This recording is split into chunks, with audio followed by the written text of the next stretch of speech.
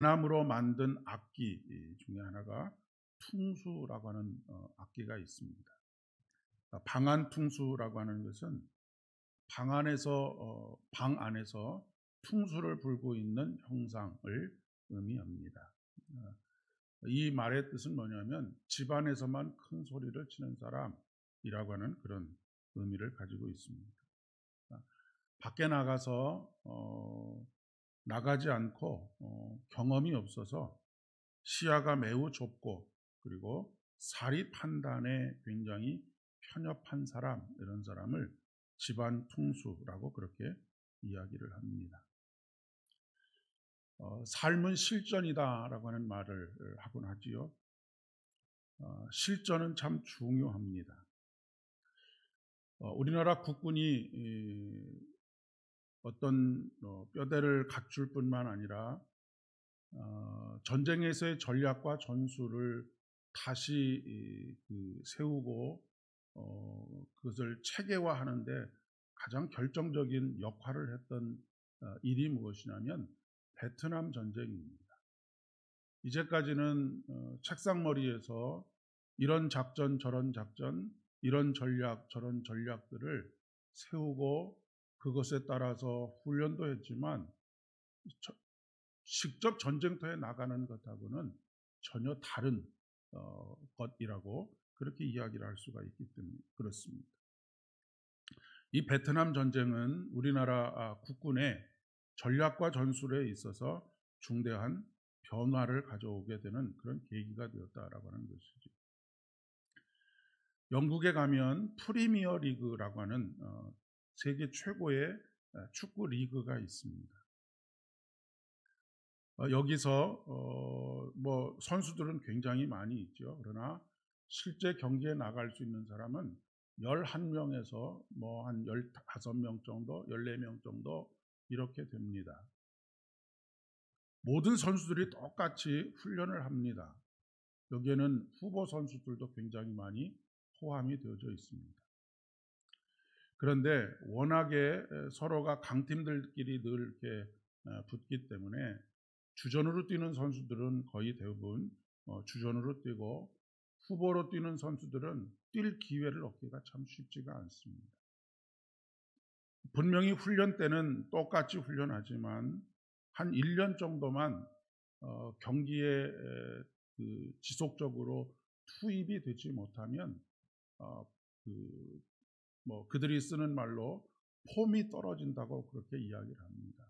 그러니까 실전에 나가지 않으면 1년만 실전에 나가지 않으면 굉장히 실력이 이렇게 점점 저하되어져 가고 퇴보되어져 간다라고 그렇게 이야기할 수가 있겠습니다. 실질적으로 어떻게 우리가 신앙생활을 하느냐라고 하는 것도 굉장히 중요한 것이죠. 예배도 마찬가지입니다. 아무리 신앙이 좋은 사람들도 예배를 3개월만 예배를 드리지 않으면 그 신앙이 기본에서부터 무너진다라고 그렇게 이야기를 합니다. 다니엘은 예루살렘이 멸망된 후에 포로로 잡혀간 사람입니다. 예루살렘에서의 삶이 따뜻한 안방에서의 삶이었다라고 한다면 바벨론에서의 삶은 말 그대로 시베리아 한 복판에 세워져 있는 것하고 똑같다라고 그렇게 이야기할 수 있겠습니다. 생명을 보장할 수 없는 그런 상황입니다. 그는 예루살렘에서는 굉장히 촉망받는 소년이었습니다.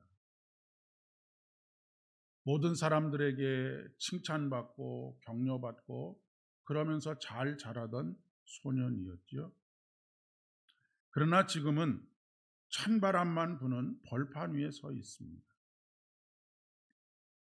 이제까지 그가 말하고 행동해왔던 모든 신앙들이 시험대 앞에 서게 되었다라고 하는 것을 의미하는 것입니다. 우리의 삶 속에서도 이런 시험대는 항상 찾아오지요. 특별히 베드로와 같은 경우에 옥에 갇힐지라도 내가 주님을 부인하지 않겠습니다. 죽을지라도 주님을 부인하지 않겠습니다. 정작 그 일이 닥치지 않았을 때는 자신만만하게 큰 소리를 칠 수 있었습니다. 그러나 정작 그 일을 당했을 때, 그 일에 직면했을 때 그는 허무하게 무너지고 말지 않았습니다. 예루살렘에 있을 때 이 다니엘은 오늘 본문에도 등장하는 그의 세 친구와 더불어서, 그리고 더 많은 사람들과 더불어서 신앙생활은 이런 것이야, 신앙생활은 이렇게 해야 돼, 뭐 이런 이야기들을 수도 없이 나누지 않았겠습니까? 그러나 지금은 말이 아닌 행동으로 보여야 할 때입니다.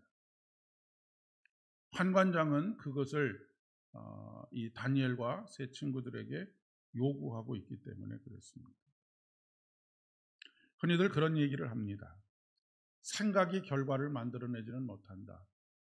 행동이 결과를 만들어내는 것이다. 라고 하는 그런 이야기를 합니다.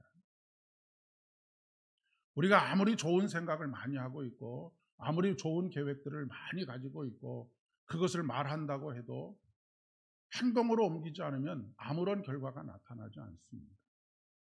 그런데 많은 경우에 머릿속에서만 생각하고 머릿속에서만 그것을 계획하는 경우들이 굉장히 많이 있습니다. 신앙에 대해서도 마찬가지이지요. 교회는 이래야 된다, 교회는 저래야 한다, 이상적인 교회는 이렇게 해야 된다. 그 생각이 결과를 만들어내는 것은 아닙니다. 1000번의 생각보다 한 번의 행동이 결과를 만들어내는 것이죠. 예수님께서 가이사랴 빌립보에서 제자들에게 물으시지 않았습니까? 사람들이 나를 누구라 하느냐? 너희들은 나를 누구라 하느냐라고 물으십니다. 이 가이사랴 빌립보가 어디냐면 촌동네인 예수님의 제자들은 주로 갈릴리, 나사렛, 이스라엘 전 지역에서도 촌구석이라고 그렇게 평가받는 그런 곳에 살던 사람들이 대부분입니다. 그런데 예수님께서 그들을 끌고 일부러 가이사랴 빌립보에 이르셨고 거기서 이 질문을 하시는 것입니다. 가이사랴 빌립보는 계획된 도시이고 아주 물자가 풍부하고 건물이 높고 사람들의 눈이, 제자들의 눈이 휘둥그레질 만큼 그렇게 화려한 도시입니다. 모든 것이 풍성한 도시인 것이죠. 예수님께서 거기서 묵고 계시는 것입니다. 만약에 갈릴리 나사렛에서 물었다고 한다면 조금 대답이 달라졌을 수도 있겠습니다. 그런데 지금 가이사랴 빌립보에서 이것을 묻고 있는 것입니다. 그들은 지금 자기를 둘러싸고 있는 환경과 예수님을 비교하지 않았겠습니까? 그곳에서 스승을 따르는 사람들의 풍요로움을 보지 않았겠습니까? 그들은 나도 이런 곳에서 좀 살아봤으면 좋겠다라고 생각했을 것입니다. 마음이 빼앗겼을 수도 있겠습니다. 마치 베드로가 변화산에서 주님, 여기서 초막셋을 짓고 여기서 살고 싶습니다라고 말하는 것하고 똑같습니다. 그러나 우리 주님께서는 그 제자들에게 뭐라고 말씀하십니까? 이제 내려가자라고 말씀하십니다. 어디로 내려가자라고 말씀하시는 것일까요? 마을로 내려가자라고 하는 것입니다. 왜냐하면 마을이 복음을 들어야 할 것이고 마을에서 하나님의 나라를 선포해야 할 책임이 그들에게 있었기 때문에 그렇습니다. 이런 세상 속에서 신앙을 지키면서 마음을 빼앗기지 않고 살아간다라고 하는 것은 결코 쉽지 않습니다. 성령께서 우리의 마음을 지켜주셔야 하는 것이죠. 물론 우리가 뜻을 정하는 것은 참 중요합니다. 오늘 본문에도 다니엘이 뜻을 정하였다라고 그렇게 기록하고 있습니다. 그러나 우리가 계획할지라도 그 뜻을 이루시는 분이 누구이십니까? 하나님이십니다. 우리가 뜻을 이룰 때 항상 전제되어야 할 것은 하나님의 은혜를 구하는 것입니다. 우리가 결심한 것만 가지고는 불가능하다라고 하는 것입니다. 그리고 우리가 결심하고 행동하는 것만으로 안 된다라고 하는 것이지요. 은혜를 구한 다니엘의 얼굴은 달랐습니다. 오늘 본문에 있는 말씀 그대로 얼굴이 더욱 아름답고 살이 더욱 윤택하게 되었습니다. 그런데 여기서 한 가지 우리가 더 배워야 할 것은 이 다니엘과 세 친구 다니엘이 환관장에게 은혜를 구했다라고 하는 것입니다.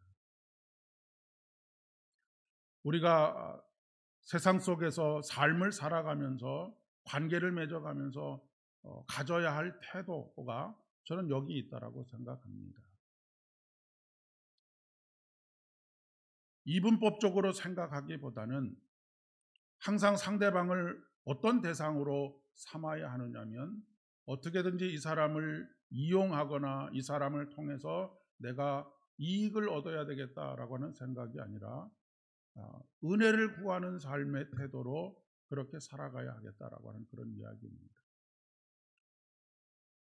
사실 모든 관계는 태도가 결정한다라고 그렇게 이야기할 수 있습니다. 내가 어떤 마음을 가지고 이 사람을 대하느냐에 따라서 관계가 완전히 달라지기 때문에 그렇습니다. 10개의 물속은 알아도 1개의 사람 속은 모른다고는 하지만 그 사람의 표정이나 그 사람이 건네는 말이나 이런 것에서 이 사람이 지금 나를 어떻게 대하려고 하는구나 라고 하는 것을 알 수 있지 않겠습니까?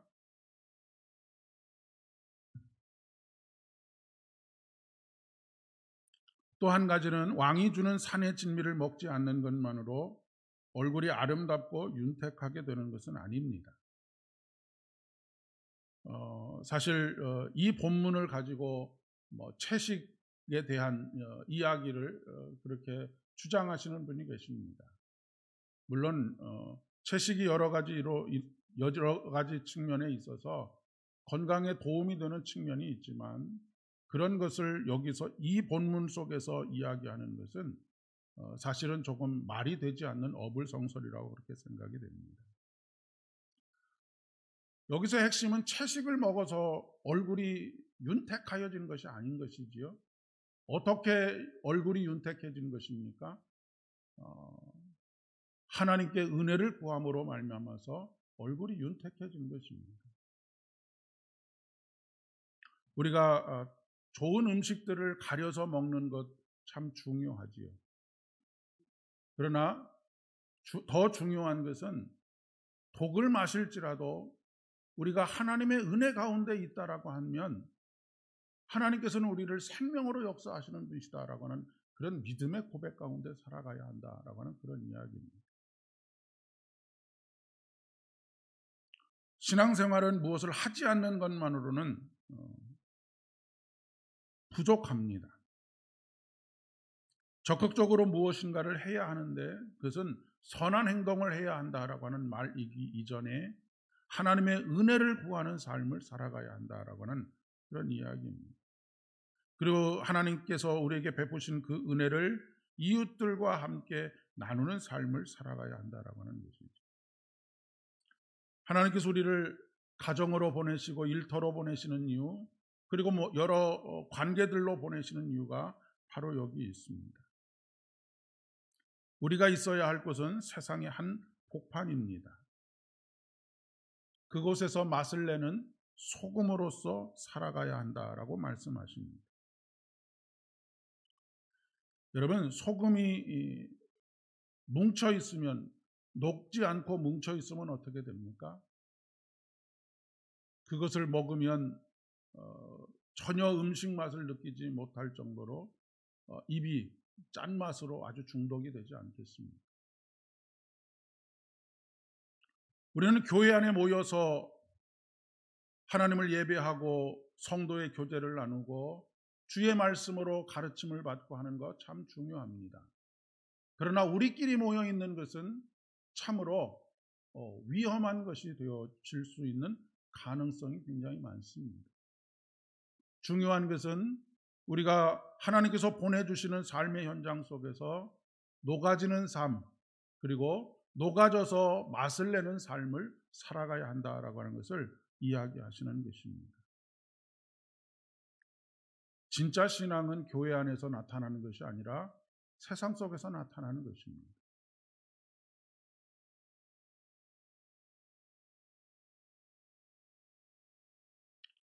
어찌 보면 여러분들이 목사보다 훨씬 더 대단하신 분들이시다라고 그렇게 이야기할 수가 있겠습니다. 세상의 한 복판에서 믿음으로 살려고 몸부림을 치는 분들이시기 때문에 그렇습니다. 그래서 제 마음속에 기본적으로 여러분에 대한 존경심이 있습니다. 물론 그런 생각조차 없이 살아가는 분들도 적지 않지만, 그래도 어떻게든 삶의 한 구석에서라도 믿음으로 살려고, 하나님의 은혜로 살려고 애를 쓰고 계시기 때문에 그렇습니다. 오늘 이 삶의 현장 속에 계시는 여러분들을 하나님께서 격려해 주시고 등 두드려 주시고 품어 주시기를 진심으로 축복합니다. 그래서 여러분의 삶이 오늘 다니엘과 같이 하나님의 은혜로 말미암아 얼굴이 빛나고 입에는 삶의 고단함 속에서도 하나님을 찬양하게 되는 그런 은혜가 있기를 진심으로 축복합니다. 결코 산의 진미가 우리의 얼굴을 빛나게 하는 것이 아닙니다. 은혜의 촉촉히 젖어들 때 우리 얼굴이 빛나게 되는 것이죠. 그리스도인들은 이 땅에서 하나님의 나라를 살아가는 사람들입니다. 오늘도 이 땅에 다니엘로 살아가실 수 있기를 축복합니다. 함께 기도드리도록 하겠습니다. 은혜가 풍성하신 아버지 하나님, 참으로 감사드립니다. 오늘도 하나님의 은혜로 말미암아 구원을 얻게 하시고 구원의 기쁨과 감격으로 주님을 찬양하며 예배할 수 있도록 은혜 베풀어 주신 것 진심으로 감사를 드립니다. 우리를 교회로 모으실 뿐만 아니라 세상으로 흩으시는 우리 주님의 계획을 따라 우리가 그 삶의 자리에서 뜻을 구하고 은혜를 구하는 삶 되어질 수 있도록 은혜를 더하여 주셔서 세상 속에서 다니엘과 같은 삶 살아갈 수 있도록 은총을 더하여 주시옵소서. 오늘도 우리 주님께서 은혜를 베풀어 주셔서 세상 앞에서 당당하게 하시고 아버지 하나님 세상으로부터 은혜를 얻는 사람들 되어질 수 있도록 은총을 더하시기를 간절히 소망합니다. 아버지 하나님, 우리로 하여금 더욱더 진실하게 하여 주옵소서. 온전히 하나님의 영의 역사 속에서 오늘을 살아갈 수 있도록 주의 복을 더하시기를 간절히 소망합니다. 우리가 세상 속에서 살아갈 때에 하나님께서 우리의 얼굴을 빛나게 하여 주옵시고 아버지 하나님께서 이루어 가시는 모든 역사로 말미암아 참으로 주님의 뜻을 온전히 이루어가는 복된 믿음의 여정을 걸어갈 수 있도록 은총을 더하여 주시옵소서. 이제는 우리 주님 예수 그리스도의 은혜와 아버지 하나님의 극진하신 사랑하심과 성령 하나님의 위로하심과 교통하심이 오늘 삶의 현장 속에서 믿음을 지키고 하나님의 은혜를 구하며 우리 주님의 은혜로 말미암아 빛나는 얼굴로 살아가기를 소원하는 사랑하는 모든 성도님들의 머리 위에와 가정과 일터와 사업장들 위에 우리 조국 대한민국 위에 이제로부터 영원까지 함께 하옵시기를 간절히 축원하옵나이다. 아멘.